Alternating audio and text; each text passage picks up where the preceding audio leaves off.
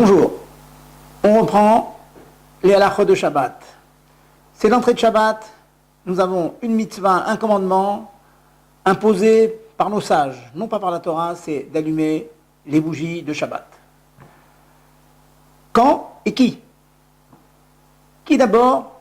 La femme en priorité, mais cette obligation tombe aussi sur les hommes.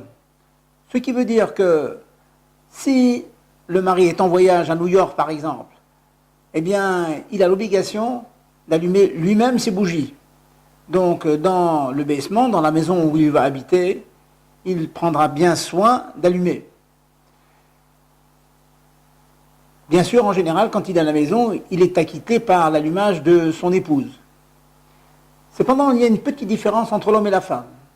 La femme, dès qu'elle allume, est contrainte de prendre le Shabbat sur elle. Elle ne peut plus faire le mlachot, elle ne peut plus faire les interdictions. L'homme, par contre, le minhag est instauré, comme cela est dit dans le Shulchan Aruch, que l'homme peut faire des mlachot après son allumage. Bien qu'il est quitte de son allumage personnel, il peut prendre la voiture et aller à la synagogue tant qu'on est avant l'entrée officielle de Shabbat. L'heure de l'allumage.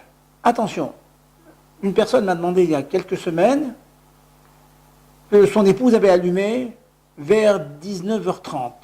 Oula, j'ai tout de suite vérifié dans le calendrier. 19h30, c'était avant une heure que l'on appelle le plag à mincha. Un peu plus d'une heure avant la nuit. Un allumage avant le plag n'est pas valide. Aujourd'hui, vers la mi-juin, le plag est à peu près vers 20h15. Si on allume à 20h, on n'a pas accompli la mitzvah d'Adlakat Nerot et on a fait une bracha, les batala, une bénédiction en vain. Donc bien faire attention d'allumer après le plag.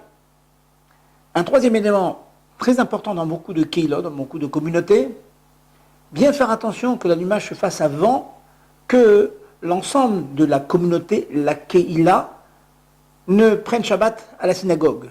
Et quelquefois, ce temps est extrêmement limité. Ça partait du plag 20h15. Et si, à la choule, à la synagogue, le kahal prend Shabbat vers, disons, 20h45, il y a une petite demi-heure par allumer. Ni avant, ni après. Donc, on prend son stylo, on vérifie dans le calendrier, et on allume dans la petite tranche de temps où il nous est permis d'allumer. Shabbat Shalom.